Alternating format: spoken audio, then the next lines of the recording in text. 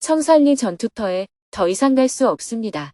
2025년 8월 6일 동북아 역사기 행사 일제 백두산 천지 청산리 전투터. 안녕하세요. 동북아 역사기행사 일제입니다. 오늘은 민족의 성산인 백두산 천지에 오르는 날입니다. 어젯밤 12시가 넘어서야 숙소에 도착한 기행단은 잠시 눈을 붙인 뒤 새벽 5시에 숙소를 나서 이도백화를 출발해 백두산 천지로 향했습니다. 대중이 모두 버스에 탑승하자 송수신기로 스님의 목소리가 들려왔습니다. 안녕히 주무셨어요?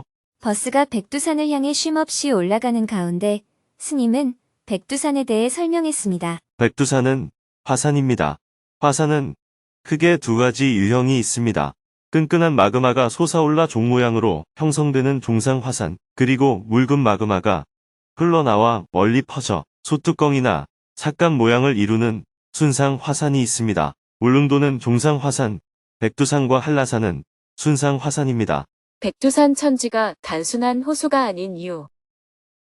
화산이 폭발하면 먼저 가스와 함께 엄청난 양의 먼지가 분출되고 그 다음에 마그마가 흘러나옵니다. 마그마가 묽으면 멀리까지 흐르기 때문에 완만한 경사면을 형성합니다. 마그마 분출이 멎으면 화산체가 형성되는데 이때 식은 분화구에 물이 고인 것을 화구 또는 화구원호라고 합니다. 그런데 같은 분화구에서 재차 폭발이 반복되면 분화구가 점점 커져 산봉우리가 사라지고 넓은 함몰 구조가 됩니다. 이렇게 크고 넓은 분화구에 물이 고인 것을 헬데라호라고 합니다. 한라산은 화구원호 혹은 화구호이고 백두산 천지는 헬데라호입니다. 칼데라호의 일반적인 모양은 필리핀에 가면 볼 수 있는데 큰 화산 폭발이 일어난 분화구에 물이 고이면 호수가 생기고 또 화산이 폭발해 호수 안에 화산이 하나 생깁니다. 그러면 그 화산에도 분화구가 생겨나고 그 분화구에 물이 고이면 또 호수가 만들어집니다. 이렇게 화산 안에 화산, 호수 안에 호수의 형태가 여러 개 생겨납니다. 한국인들에게 관광지로 유명한 필리핀 마닐라 남쪽의 타알 화산도 두 번의 화산 폭발로 인해 생긴 경우입니다. 백두산은 순상 화산이고 호수는 헬데라호입니다. 만일 우리가 백두산에서 만나자 라는 말을 한다면 이것은 성립할 수 없는 말입니다. 왜냐하면 분화구가 워낙 커서 이쪽 끝에서 저쪽 끝까지 긴 곳은 지름이 4.5km, 짧은 곳은 3.5km 정도 되기 때문이에요. 화구를 쭉 둘러싼 봉우리들을 연봉이라고 하는데 등선의 높이는 평균 2300m이고 중간에 번쩍 솟은 2500m가 넘는 봉우리가 16개 정도 됩니다. 제일 높은 장군봉은 2750m 정도 되는데 북한에 있습니다. 일제강점기 교과서에는 백두산에서 가장 높은 봉우리를 경사봉이라고 낮춰서 표기했다고 합니다. 그러다 해방 이후 다시 장군봉으로 바뀌었습니다. 천지인 칼데라호에서 물이 1km 정도 흘러내려가서 폭포가 되는데 옛 이름이 용이 하늘로 날아오르는 형상이라 해서 기룡폭포라고 불렀습니다. 비단을 두 필 떨어뜨려 놓은 것처럼 보이기도 한다는 기룡폭포는 지금은 장백폭포로 불리고 있습니다. 백두산은 한민족의 영산으로 전통적으로 산머리가 하얗다고 해서 백두산 혹은 그냥 백산으로 불렀는데 중국에서는 장백산이라고 합니다. 역사와 과학을 넘나들며 백두산에 대해 요모조모 배울 수 있었습니다. 이어서 백두산 노래를 힘차게 불러보았습니다. 백두산으로 찾아가자. 우리들의 백두산으로 신선한 결의의 숨소리 살아뛰는 백두산으로. 함께 노래를 부르는 사이 새벽 5시 50분에 백두산 황송포 환승센터에 도착했습니다. 스태프들이 두 번째 매표소까지 바로 올라갈 수 있는 표를 미리 끊어두어서 첫 번째 매표소를 가볍게 통과할 수 있었습니다. 매표소는 비가 오는 날씨에도 불구하고 굉장히 많은 관광객들로 북적이고 있었습니다. 백두산을 찾는 사람이 하루 평균 3만 명이 넘는다고 합니다. 한꺼번에 많은 사람이 백두산 정상에 오를 수 없기 때문에 관리소에서는 시간별로 끊어서 관광객을 들여 보내주었습니다. 1시간이 넘게 기다린 끝에 7시 10분에 셔틀버스로 갈아타고 다음 정거장으로 이동했습니다. 셔틀버스를 타고 30분쯤 오르자 백두산 천지가 점점 가까워지고 있음을 느낄 수 있었습니다. 오전 7시 45분에는 승합차로 갈아탔습니다. 이 지점부터는 경사가 가파르고 길이 굽이져 있어 승합차를 타고 올라가야 합니다. 해발 2600m가 넘는 산 정상까지 꼬불꼬불한 도로가 나 있었습니다. 운전자의 고개에 가까운 운전 실력으로 아찔한 재미를 느끼며 산 정상으로 향했습니다. 8시 10분에 백두산 정상에 도착했습니다. 백두산 정상에 내리니 완전히 구름에 휩싸여 있고 빗발까지 날렸습니다. 이미 많은 사람들이 도착해서 봉우리를 향해 올라가고 있었습니다. 대중들은 온몸으로 바람을 맞으면서 백두산 정상에 발을 들여놓았다는 것만으로도 기뻐했습니다. 흐릿한 속에서 한 발 한 발 능선 위로 가보았습니다. 구름이 가득했지만 스님은 해발 2660m 높이의 천문봉 앞에 도착해 송수신기로 간단하게 안내를 했습니다. 백두산 천문봉 정상에 오신 것을 환영합니다. 지금 천지 바깥쪽은 바람이 불 때마다 안개가 조금씩 걷히는데 천지 안쪽은 안개로 뒤덮여 전경이 보이지 않네요. 안개가 걷힐 때까지 기다리려면 다른 것 보는 것을 포기하고 여기 계속 계셔야 할 것 같습니다. 1시간 정도만 기다렸다가 내려가서 비룡폭포와 다른 경관을 보도록 하겠습니다. 중국 관광객들이 너무 많아서 천지가 보이는 위치에는 발을 디디는 것조차 쉽지 않았습니다. 조별로라도 기념사진을 찍으려고 했는데 너무 많은 인파 속에서 도저히 자리를 점유할 수가 없었습니다. 사진 찍는 것은 포기하고 혹시 안개가 거칠지도 모른다는 기대를 하고 기다려보았습니다. 눈을 크게 뜨고 정상 아래를 내려다보았지만 천지는 윤곽조차 보이지 않았습니다. 돌아오는 것은 거센 바람뿐이었습니다. 모래가 날아와 얼굴을 때렸습니다. 춥고 힘든 사람은 먼저 내려가고 나머지 사람들은 1시간쯤 더 기다려보았습니다. 구름 사이로 해가 나왔다 들어갔다 하니 사람들은 가지도 못하고 능선에 붙어서서 천지를 구경했습니다. 그러다가 구름이 더 높은 하늘로 쑥 올라가더니 옥빛 천지가 살짝 모습을 드러내었습니다. 우와, 보인다. 천지가 살짝 보일 듯 말 듯 했습니다. 다시 안개가 짙게 끼어서 한 치 앞도 보이지 않았습니다. 마치 숨바꼭질을 하는 것 같았습니다. 시시각각 날씨가 변했습니다. 또 한참을 기다리자 이번에는 구름이 아주 많이 걷혔습니다. 천지의 전체 모습이 아주 잠깐 보였습니다. 또 탄성이 터져 나왔습니다. 이야, 천지가 보인다. 기다린 보람이 있었습니다. 맑은 날씨는 아니었지만 구름이 끼고 바람이 부는 백두산 정상을 경험할 수 있었습니다. 대중은 어쨌든 천지를 봤다며 좋아했습니다. 백두산 천지의 모습을 마음속에 담고 9시 30분부터 하산을 시작했습니다. 자세히 보니 야생화가 산 곳곳에 피어 있었습니다. 눈 속에서 이미 싹을 틔우고 눈이 녹자마자 일시에 꽃이 폈다가 열매를 맺는다고 합니다. 짧은 시간의 생을 마치기 위해 온 힘을 다해 피어나는 모습이 참 경이로웠습니다. 다시 승합차를 타고 롤러코스터를 타듯이 가파른 고개를 요리조리 꺾어가며 내려갔습니다. 하늘 아래 끝없이 펼쳐지는 풍경을 보니 마음이 탁 트였습니다. 다음은 비룡폭포로 향했습니다. 셔틀버스에서 내려 나무 계단을 따라 길을 걸어가니 군데군데 김이 모락모락 피어나는 온천물이 보이고 저 멀리 회색빛의 화산 지형 사이로 새하얀 물줄기가 힘차게 떨어져 내리는 비룡폭포가 보였습니다. 비룡폭포 앞에서 기념사진을 찍은 후 소천지까지 걸어서 내려갔습니다. 자, 이제부터는 동요를 부르며 원시림을 천천히 걸어가 보겠습니다. 숲길을 내려오며 동요를 함께 불렀습니다. 맑은 공기를 마시며 걷다 보니 졸음이 가시고 눈까지 맑아지는 느낌이 들었습니다. 도란도란 이야기를 나누며 숲길을 걷다 보니 어느덧 소천지에 도착했습니다. 소천지는 정말 맑고 투명한 호수였습니다. 소천지에서 잠시 휴식 시간을 가지며 스님의 설명을 들었습니다. 지금 보고 있는 이 작은 호수는 소천지입니다. 기생 화산이 용암을 분출해 흘러내리고 그 화구호에 물이 고인 것이 소천지입니다. 그런데 이 용암이 굉장히 끈끈해서 흘러내리지 않고 불쑥 솟아서 그냥 굳어버리기도 합니다. 제주도에 가면 수많은 오름이 있는데 그것도 기생 화산입니다. 소천지에 있는 기생 화산은 펑 터져서 용암을 분출한 것이고 제주도 오름은 땅에서 끈끈한 용암이 푹 솟아 올라와 그냥 굳어버려서 생겨난 겁니다. 소천지는 바람 없는 맑은 날에는 주위 풍경을 거울처럼 비춰서 산과 호수가 구분이 안 되고 똑같아 보여요. 또 둥근 거울 같은 호수라는 뜻으로 은화노라 부르기도 합니다. 다시 숲길을 걸었습니다. 스님은 이곳 백두산 천지 주변의 살림에 대해 설명했습니다. 이 하얀색 나무는 자작나무입니다. 옛날에는 종이를 대신해서 자작나무 껍질을 종이로 많이 사용했어요. 경주 천마총 그림도 자작나무 껍질에 그려져 있습니다. 연모하는 이에게 자작나무 껍질에 연서를 써서 보내면 소원이 성취된다고 합니다. 용암이 만든 땅. 백두산 숲의 비밀. 여기 있는 땅은 전부 용암으로 된 현무암입니다. 우리가 보기에는 나무가 멀쩡하게 서 있는 것처럼 보이지만 밑이 전부 용암이라서 나무가 뿌리를 내리지 못하고 옆으로 벌어져 있습니다. 그런데 바람이 불어서 나무가 탁 넘어지면 아랫부분이 구운 빈대떡 모양처럼 되어 있어요. 그래서 어떤 사람은 뿌리째 뽑힌 나무를 이용해 조각하기도 합니다. 수십 개의 뿌리가 얽혀 있는 것을 용 모양으로 표현하기도 합니다. 그런데 어떻게 바위 위에 나무가 자랄 수 있을까요? 현무암은 용암이 분출해서 갑자기 식어서 생긴 거잖아요. 그 돌에는 구멍이 많이 있고 그 구멍에 수분이 함유되어 있습니다. 그래서 바위 위에 이끼가 자라고 나무들도 잘 자라는 거예요. 용암이 땅 위에 흘러가면서 그대로 굳었기 때문에 땅 위에 시멘트로 콘크리트를 친 것과 마찬가지죠. 대지 전체를 용암으로 포장해 놓은 것과 같습니다.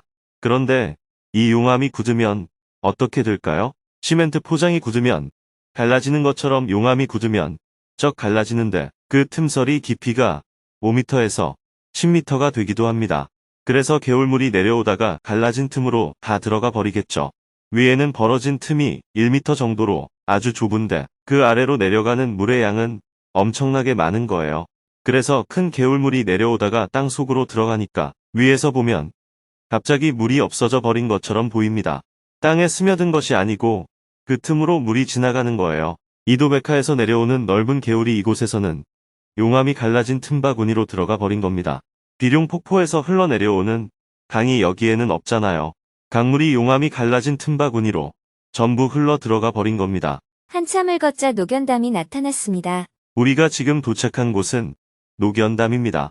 해가 비치면 물 색깔이 녹색으로 변한다고 해서 노견담이라 불립니다. 작은 폭포가 흘러내리는 연못에 녹색 에메랄드 빛이 가득했습니다. 어쩜 이렇게 아름다운 빛깔이 나는 것인지 정말 신기할 따름이었습니다. 아름다운 폭포를 배경으로 서로서로 사진을 찍어주는 시간을 가졌습니다. 노견담을 나오자 지하 산림으로 가는 셔틀버스가 계속 지나가고 있었지만 시간이 부족해서 지하 산림까지 볼 여유가 없었습니다. 노견담을 끝으로 오후 1시에 백두산 관람을 마치고 산문의 출구로 향했습니다. 오후 2시 30분에 이도백화에 도착해 점심 식사를 했습니다. 어제는 밤 11시에 도착하여 식당에서 일하는 분들이 많이 기다려야 했기 때문에 오늘은 최대한 제 시간에 식사를 하기 위해 지하 산림을 보지 않고 달려왔습니다. 그런데 지하 산림을 갔다 온 사람들이 있어서 그분들을 기다리느라 전체적으로 일정이 늦어졌습니다. 스님은 시시각각 변경되는 일정에 맞춰 음식을 준비한 식당 주인과 직원들에게 감사의 마음을 전하고 스님의 책을 선물했습니다. 식사를 마치고 오후 3시 40분에 이도백화를 출발해 청산리 전투터가 있는 화룡으로 향했습니다. 백두산 구경 잘 하셨어요? 백두산 천지를 바늘 구멍만큼이라도 본 사람 있어요? 네, 봤습니다. 천지가 2번 열렸는데요. 첫 번째는 정말 손톱만큼만 보였고 두 번째는 호수의 절반 이상이 드러났습니다. 그 정도면 백두산 천지를 본 거예요. 못 봤다는 소리는 하지 마세요. 예전 같았으면 이게 단의 덕이다 했을 텐데 요즘은 아니에요. 역사 기행을 거의 30년 가까이 하면서 천지를 3번이나 못 봤기 때문에 이게 제 공덕은 아닌 거예요. 누군가 밤새 기도를 했다고 자랑을 했습니다. 그러자 스님이 웃으며 말했습니다. 어제 밤새 기도한 사람이 있었다고요? 한반도의 평화를 위해 기도해야지. 천지를 보여달라고 기도해서야 되겠어요. 이제 우리는 백두산을 쭉 내려갑니다. 많이 걷고 밥도 먹었으니 지금부터 1~2시간 쉬고 나서 공부를 하겠습니다.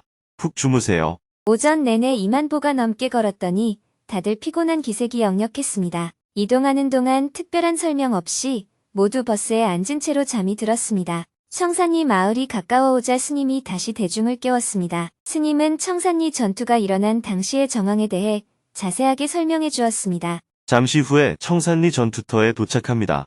바로 옆에 해랑강의 상류가 흐르고 있습니다. 우리는 지금 해랑강을 따라 이동 중입니다. 이민에서 독립운동으로 북간도의 변천사. 1905년 이전까지만 해도 이곳으로 건너간 사람들은 도저히 살 수가 없어서 간 것입니다. 그런데 1905년 을사늑약 이후 국운이 기울자 뜻있는 우국지사들이 사유재산을 팔아 그 돈을 가지고 건너가서 학교를 세워 아이들을 가르치고 젊은이들에게 애국심을 심는 운동을 시작한 거예요. 이것이 씨앗이 되어 이곳 이민사회가 독립운동의 근거지가 될 수 있었습니다. 그 가운데 가장 규모가 컸던 곳이 북간도, 지금의 연변 조선족 자치주입니다. 1905년에서 1910년 사이 국내에서는 의병 전쟁이 치열했습니다. 하지만 의병으로 나라를 구하지 못했고 1910년에 강제 합병이 이루어졌죠. 이후 1919년까지는 독립을 향한 저항운동이 다소 잠잠한 시기였습니다. 그러다 1919년 3.1 운동이 불길처럼 번져나가자 해외에서 독립운동을 하던 지사들이 새로운 희망을 품고 상해 임시정부를 수립합니다. 북간도, 연해주, 서간도를 비롯한 해외 각지와 국내의 애국지사들이 모여 새로운 대한민국 건설을 꿈꾸게 됩니다. 그러나 여기에 몇 가지 문제점이 있었습니다. 첫째, 제1차 세계대전 이후 미국 윌슨 대통령이 제창한 민족 자결주의는 모든 약소국에게 독립의 희망을 주는 것처럼 보였습니다. 그러나 실제로는 독일이 지배하던 발칸 반도를 해체해서 독일의 세력을 꺾기 위한 목적이 컸습니다. 당시 일본은 승전국이었고 우리나라는 일본의 식민지였기 때문에 이 선언의 적용 대상이 아니었어요. 둘째, 각 지역의 우국지사들이 모였지만 견해가 제각각이었습니다. 시간이 흐를수록 나라의 독립을 위한 종합적인 계획은 세우지 못하고 자리다툼만 벌어졌죠. 결국 3.1 운동은 무참한 탄압 끝에 실패로 돌아갔습니다. 그러자 많은 사람들이 평화적으로는 나라를 되찾을 수가 없으니 무력으로 싸워야 한다고 생각하게 된 거예요. 그래서 1919년 말부터 1920년대 초까지 본격적인 무장투쟁 준비가 급속하게 이루어졌습니다. 모금을 하고 총기를 구매하고 훈련을 시키고 일본군과 유격전, 이른바 게릴라전을 펼칠 준비를 하게 됩니다. 이 과정에서 일본군 초소를 습격하는 등 무력 충돌이 잦아졌고 일본군은 점점 압박의 수위를 높였습니다. 1920년 봄 함경북도에 주둔하던 일본군이 독립군 근거지를 소탕하려고 만주로 진격했고 4월에는 봉오동 전투가 벌어졌습니다. 일본군이 두만강을 넘어 독립군 근거지인 봉오동 계곡으로 진입했지만 홍범도 장군이 매복해 있다가 일본군을 격파하며 첫 승리를 거두었습니다. 이 일로 일본은 큰 충격을 받았습니다. 천하무적이라 자부하던 일본군이 오합지졸로 보던 조선의 게릴라 부대에 큰 피해를 입은 것이니까요. 청산리 전투, 그 치열했던 6일간의 기록. 그러자 일본은 만주 군벌 장장님에게 독립운동가를 색출하고 탄압하기 위해 일본군을 만주에 진출시키겠다고 강하게 압박합니다. 그 명분을 만들기 위해 훈춘 사건을 일으켰습니다. 이 사건을 빌미로 일본인을 보호한다는 명목 아래 일본군이 만주에 대규모로 파병될 수 있는 근거를 만들었습니다. 그리하여 10월 대대적인 독립군 소탕 작전이 벌어지게 됩니다. 그래서 홍범도 장군의 대한독립군, 김좌진 장군의 북로군정서 등 여러 부대가 따로따로 백두산 쪽으로 철수하게 됩니다. 그렇게 이 골짜기, 저 골짜기로 흩어졌고 도망가며 반격을 한 것이 바로 청산리 전투입니다. 전반적으로 10월 21일부터 26일 사이에 이 근방에서 벌어진 여러 전투를 통칭해 청산리 전투라고 합니다. 그 중에 김좌진 장군의 부대가 해랑강 상류에서 백두산으로 철수하던 중 추격하던 일본군을 반격해 승리를 거둔 백운평 전투 또는 직속택 전투는 좁은 의미의 청산리 전투라고 할 수 있습니다. 일본 제국주의에 대항하여 우리의 민병이 승리한 것입니다. 일본군 한 개 사단이 12,000명 정도였는데 청산리 전투에서 그중 3,300명이 죽거나 다쳤다고 합니다. 사단의 4분의 1이 피해를 입은 것이니 일본 입장에서는 큰 충격이었겠죠. 이 사건으로 인해 독립군은 더 이상 만주에서 활동할 수 없게 되어 러시아로 이동하게 됩니다. 그 과정에서 자유시 참변을 당하고 거의 괴멸이 됩니다. 또한 일본군은 독립군 토벌을 명분으로 이 산 저 산의 골짜기마다 조선족 마을을 불태우고 세간을 약탈하였고 그로 인해 많은 민간인의 희생이 뒤따랐습니다. 이것을 경신참변이라고 합니다. 이민사회에 큰 충격을 준 사건이었습니다. 지금 우리가 가는 곳은 지린성 연변 조선족 자치주 화룡시 청산리입니다.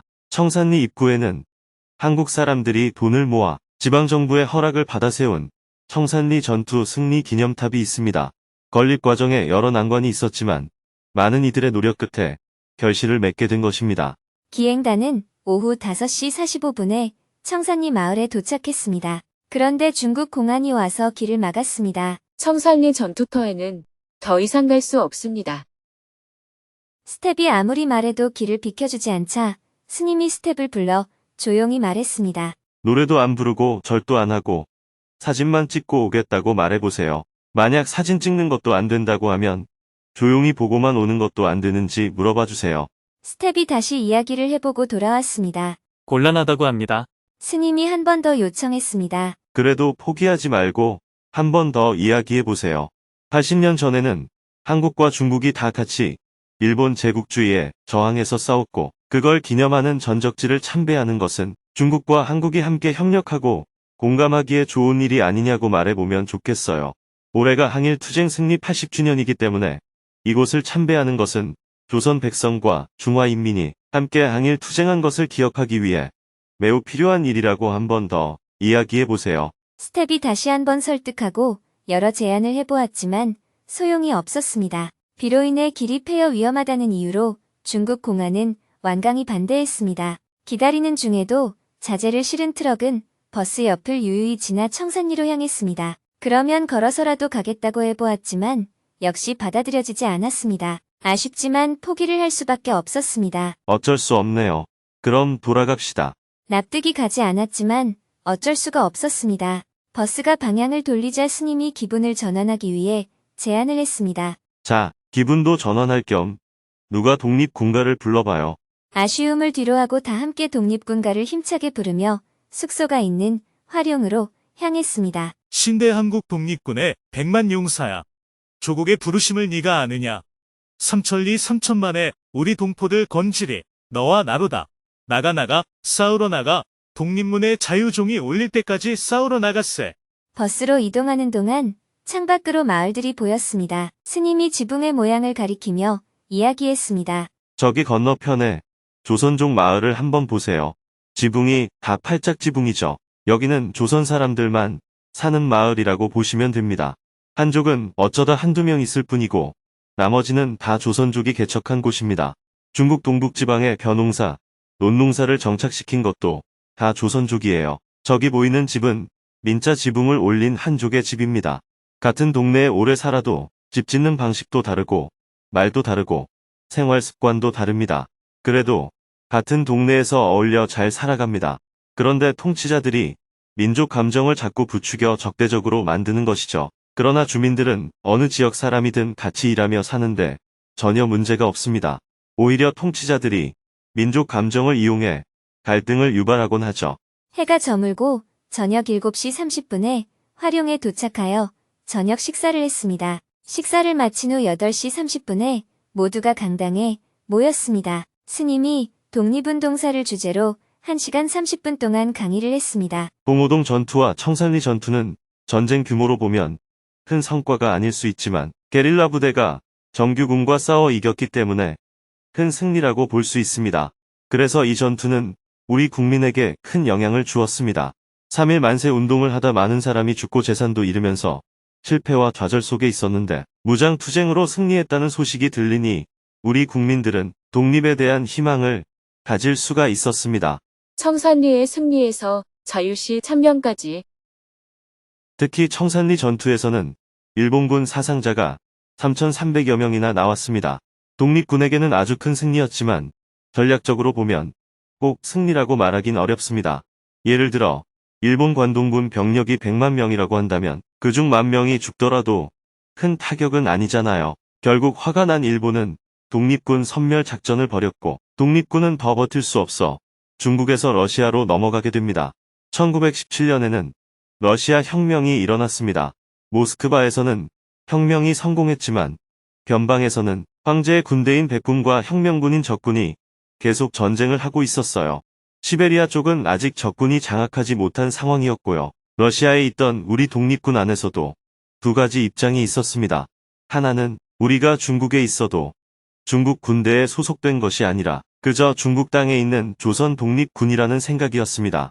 러시아에서도 마찬가지로 조선 사람들이 모여 조선의 독립을 위해 일본과 싸우기 때문에 작전권 같은 모든 권한을 우리가 가진다는 입장이 있었어요. 그러나 러시아 적군의 입장은 달랐습니다. 모든 군대는 적군 안에 편입돼야 한다는 일국 일당주의 입장이었기 때문에 조선 독립군이라는 별개의 군대를 인정하지 않았어요. 이 두 입장 차이로 인해 연해주에서는 적군 입장에 동조하는 사람과 독립군 입장에 선 사람 사이에 갈등이 생겼습니다. 승리의 환호 뒤에 찾아온 깊은 상처. 우리는 도움을 받기 위해 러시아로 넘어갔지만 그 안에서 서로 다투고 있었습니다. 당시 독립군 몇천 명이 전부 러시아로 갔는데 정작 거기서는 누가 지휘권을 가질지를 놓고 다투고 있었던 거예요. 두 입장을 모두 들어보면 조선의 독립을 위해 독자적인 군사력을 가져야 한다는 쪽이 우리 독립군의 입장에서는 더 타당해 보였습니다. 그래서 그쪽에 힘을 실어 주었는데 이 소식을 알고 결국 적군이 독립군을 포위하여 공격했고 전투가 벌어졌습니다. 독립군이 러시아군과 싸워 이길 수는 없었죠. 큰 피해를 입고 흩어졌고 그로 인해 초기 민족주의적 독립운동은 일순간에 산산조각이 나버렸습니다. 이것이 자유시 참변입니다. 이 일로 민족주의 진영의 독립운동은 급격히 힘을 잃게 됩니다. 이후에는 젊은 층을 중심으로 한 사회주의적 성향의 독립운동이 일어났습니다. 민족주의는 우리가 독립하자 라는 것이 중심이라면 사회주의는 계급 해방과 민족 해방을 동시에 추구합니다. 특히 계급 해방에 대한 비중이 높다 보니 민족주의 계열의 독립운동과 갈등이 생기게 됩니다. 자유시 참변 이후 민족주의적 독립운동도 계속되긴 했지만 큰 영향력은 발휘하지 못했습니다. 연해주에 있던 독립운동가들은 러시아가 약소국의 독립을 돕겠다고 하자 공산주의가 뭔지 잘 모른 채 우리의 독립을 위해 일단 러시아의 공산주의자가 되었습니다. 미국을 포함한 다른 제국주의 나라는 식민지를 삼는 제국주의의 입장을 옹호하지만 러시아 혁명 정부는 기집애 민족의 해방을 옹호하니까 마음에 들 수밖에 없었습니다. 그러나 러시아 공산주의는 일국 일당주의였기 때문에 한 나라에 하나의 당만 있어야 했습니다. 예를 들어 조선에 있으면 조선 공산당 소속이지만 중국에 가면 중국 공산당에 들어가야 했고 러시아에서는 러시아 공산당에 들어가야 했어요. 그런 점에서 당시 우리 민족의 독립을 위해 다른 나라에 간 사람들과 공산당 중심 입장이 잘 맞지 않았던 겁니다.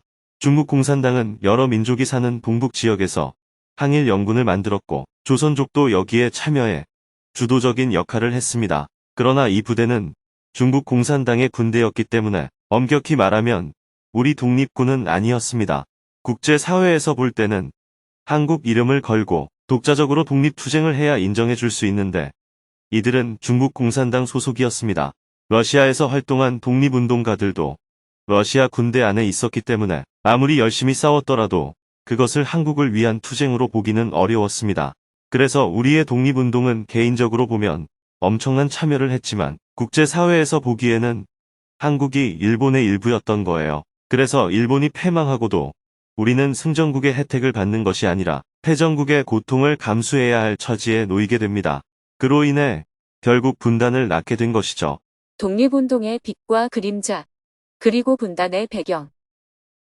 우리의 독립운동사를 크게 나누어 보면 독립운동의 초기에는 의병이 왕성하게 일어났습니다. 그것이 좌절되자 그 다음에는 민족주의 독립운동이 중심이 되었는데 그 핵심 사상은 대종교였습니다. 대종교는 당군을 국조로 삼는 종교로 나철이 세웠습니다. 자유시 참변으로 독립군의 일부는 괴멸되었고 일부는 다시 일어났습니다. 그 사이 잠시 공백기가 있었고 이후의 독립운동은 성격이 많이 달라졌습니다. 중국에서는 조선족이 동북 항일 연군에 많이 참여했고 조선의용군처럼 약간 좌파적이지만 중국 공산당에는 들어가지 않은 부대도 있었어요. 대한민국 임시정부는 무장 투쟁을 하지는 않았지만 윤봉길 의사는 일종의 의거 투쟁을 했죠. 1940년 이후에는 우리가 독자적으로 광복군을 조직했지만 제대로 활동하기 전에 해방이 되어 국제사회에서 인정받지 못하게 되었습니다. 하지만 윤봉길 의사의 의거는 장제스에게 큰 인상을 주었고 그 덕분에 카이로 회담에서 조선의 독립이 약속되었습니다. 그러나 그 후 장제스의 회담 참여를 스탈린이 반대하면서 국제사회에서는 조선의 독립이 논의조차 되지 않는 상황이 벌어졌습니다. 결국 모스크바 3상 회의에서 신탁 통치 이야기가 나오며 분단으로 이어진 거예요.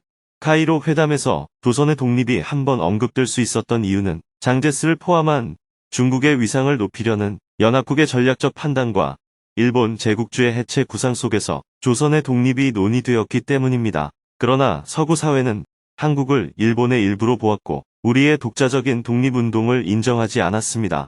프랑스의 레지스탕스는 인정받았지만 우리는 그러지 못했어요. 국내 조선 공산당은 무장 투쟁을 할 수 없었고 중국과 러시아에서 활동한 독립운동가들도 각각 중국과 러시아 공산당에 속해 있었기 때문에 독자적인 독립운동 세력으로 보이지 않았습니다. 자주 독립이 가능한지 여부는 독립운동을 어떤 방식으로 또 얼마만큼의 역량을 갖추었느냐에 따라 결정됩니다. 우리는 많은 투쟁을 했습니다. 역량이 부족했다기보다는 투쟁 방식이 하나로 모아진 독자적인 저항이 아니었습니다. 그래서 국제사회로부터 전혀 인정받지 못했습니다. 그러다 보니 일본이 패망한 뒤 일본의 일부를 어떻게 전후 처리할 것인가 하는 관점에서 논의가 이루어지게 된 겁니다. 이렇게 어떤 일을 할 때는 첫째, 역량이 중요하고 둘째, 그 일을 어떤 방식으로 하느냐가 중요합니다. 어떤 방식으로 행동해야 영향력을 크게 발휘할 수 있을지까지 고려해야 합니다. 물론 미국과 상해 등 국내외 여러 지역에서도 많은 독립운동이 있었습니다. 그러나 전체적으로 보면 서간도, 북간도, 연해주가 우리 독립운동의 주된 근거지였다고 볼 수 있습니다. 독립투사들은 국내에서도 싸웠고 국외에서도 싸웠습니다. 윤봉길과 안중근처럼 의거를 한 분들도 있었습니다. 그러나 독립운동의 중심은 서간도, 북간도, 연해주 이 세 군데였습니다. 강의를 마치고 궁금한 점에 대해 질문을 받았습니다. 2명이 손을 들고 질문을 했는데요. 그중 한 명은 왜 중국 정부는 한국 사람들의 항일 유적지 방문을 못하게 하는지 그 이유를 궁금해했습니다. 중국은 왜 한일 독립운동 유적지 방문을 막는 걸까요? 제가 이번에 동북아 역사 기행을 하면서 가장 크게 느낀 점은 중국 당국이 우리의 여행에 대해 통제를 너무 심하게 한다는 점입니다. 어제는 국동대열에도 가지 못했고 오늘은 청산리 전투터를 가지 못하게 막았습니다. 고구려나 발해는 동북공정이 일환으로 이해할 수 있다 쳐도 항일 독립운동 관련 유적지를 방문하는 것까지 왜 이렇게 제한하는지 이유를 모르겠습니다. 항일 독립운동 유적지 방문을 막는 이유는 중국 당국이 무엇을 우려하기 때문인가요? 스님이 웃으며 대답했습니다. 중국 공안에게 제가 설득하려 했던 이야기 역시 이것이 항일 독립운동 유적이라는 점이었어요. 오히려 항일이라는 문제에서 보면 한국과 중국 간에도 협력할 수 있는 공감대가 생기잖아요. 항일이라는 주제를 빼버리면 한국과 중국 사이에 공감대가 사라지고 수천 년간 우리를 침략했다는 피해의식만 남게 됩니다. 그러면 한중 관계가 자연스럽게 기분 나쁜 일로 받아들여질 수밖에 없어요. 항일이라는 문제의식을 함께 가질 때에만 한국과 중국은 서로 공감의 폭을 넓힐 수 있습니다. 그런데 중국이 왜 그런 기회를 막는지 저도 잘 모르겠습니다. 특히 올해는 중국도 그렇고 한국도 그렇고 일본으로부터 승전한 광복 80주년이잖아요.